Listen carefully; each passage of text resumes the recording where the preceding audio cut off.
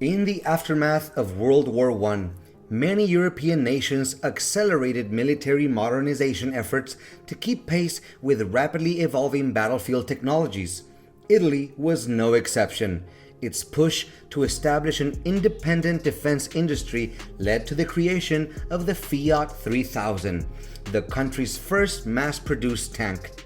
This marked a strategic move to reduce reliance on foreign designs and laid the groundwork for the future of Italy's armed forces during the interwar period. Officially entering service in 1921, the Fiat 3000 quickly became the backbone of Italy's fledgling tank units. Based on the French Renault FT, the vehicle reflected both the ambitions and limitations of Italy's military industry at the time.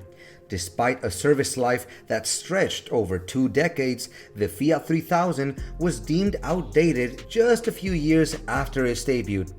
Technologically outpaced by other major powers, the tank became a symbol of Italy's foundational but ultimately insufficient efforts in armed warfare, a microcosm of the broader challenges facing the nation's military development between the two world wars. After World War I, the strategic value of tanks in modern warfare became undeniable. Trench battles and the rise of mechanization pushed many countries, including Italy, to develop their own armed forces. In that context, France's Renault FT, with its fully rotating turret and compartmentalized layout, was seen as a revolutionary model. Italy's industrial giant, Fiat, drew heavily from the Renault FT to create the Fiat 3000. While derivative in concept, the Fiat 3000 introduced key improvements: a shorter but wider hull, upgraded suspension, shorter tracks, and mud-clearing channels. Armor protection was also enhanced. The tank was powered by a transverse-mounted 4-cylinder Fiat engine producing 50 horsepower, significantly more than the Renault FT, allowing it to reach a top speed of approximately 21 kilometers per hour. Initially, Italy planned to build 1,400 units, but the early end of the war led to only 100 being completed and entering service in 1921 under the designation Fiat 3000 Model 21. By the early 1930s, Fiat introduced an upgraded version, the Model 30, aimed at extending the design's operational lifespan. This model featured a more powerful 65 horsepower engine and a refined suspension system, improving mobility and reliability. Though still based on the original chassis, the Fiat 3000 Model 30 embodied Italy's attempt to adapt as global tank design evolved rapidly. As a modernized variant of the original design, the Fiat 3000 Model 30 reflected Italy's efforts to maintain armed capabilities amid the rapid global development of tank technology following World War I. Introduced in the early 1930s, this version retained the basic chassis of the Model 21, but featured significant upgrades in engine performance, suspension, and firepower, while maintaining the same two-man crew configuration. Weighing approximately 6 tons, the Model 30 measured around 4.29 meters in length, 1.65 meters in width, and slightly over 2.2 meters in height. Its armor, ranging from 6 to 16 millimeters in thickness, provided adequate protection against small arms fire and shell fragments. However, by the 1930s, this level of protection was increasingly insufficient against the growing threat of anti-tank weapons. An improved vertical spring suspension system gave the vehicle smoother movement than its predecessors, though it still retained the short hull and low profile characteristic of the Fiat 3000 line.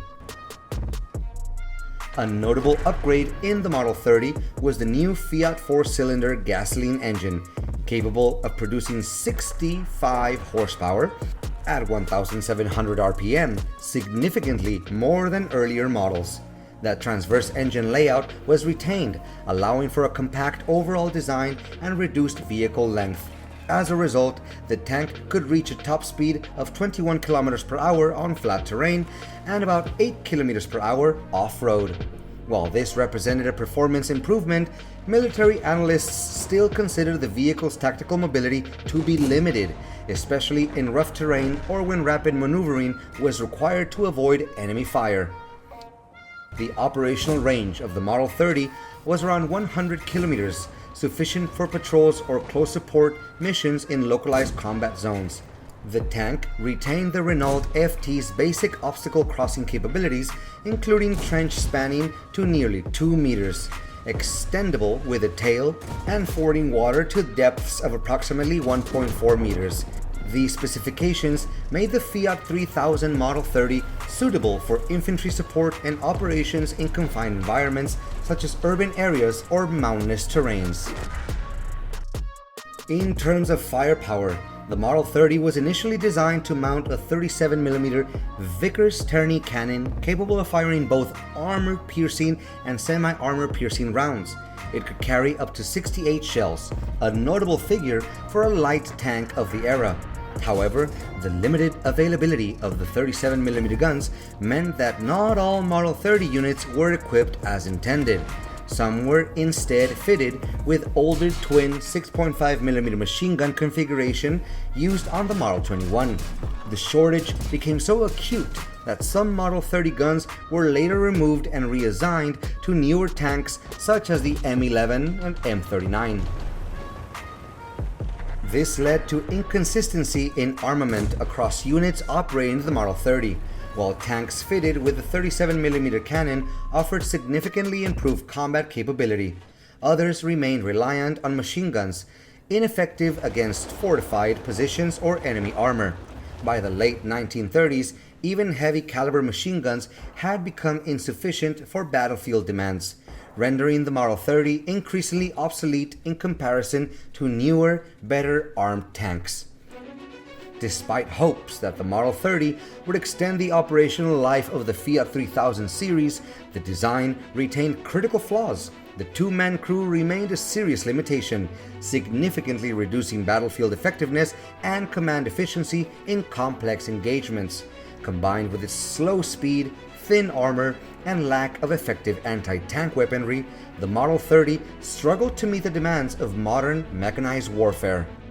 The Fiat 3000 Model 30 was once a symbol of pride for Italy's armed forces, but its combat history vividly illustrates the harsh transformation of modern warfare.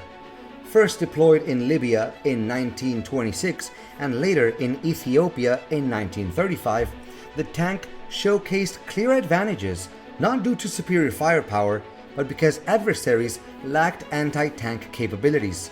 In such contexts, the Fiat 3000 served not only as an assault vehicle, but also as a symbol of technological dominance.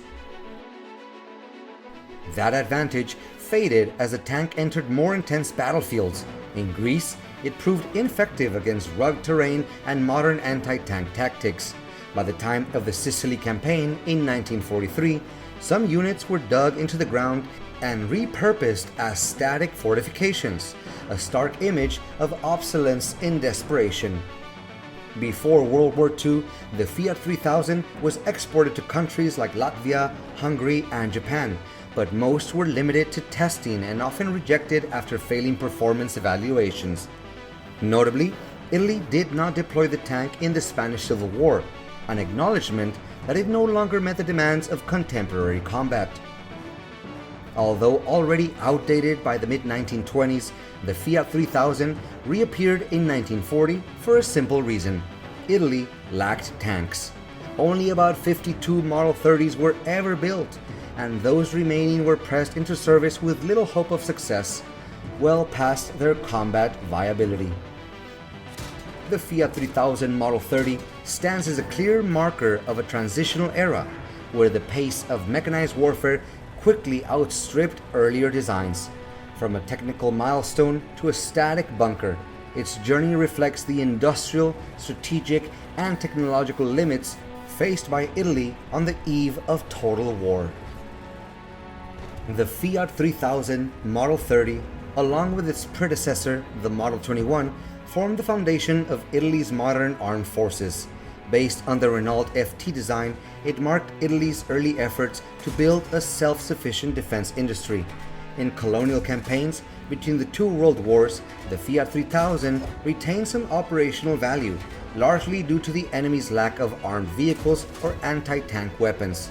However, as it entered the era of modern warfare, its outdated design and technical limitations quickly reduced its combat effectiveness.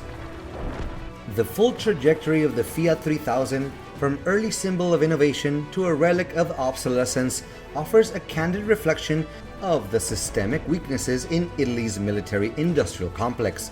Limited production capacity and short-sighted strategic decisions plagued development.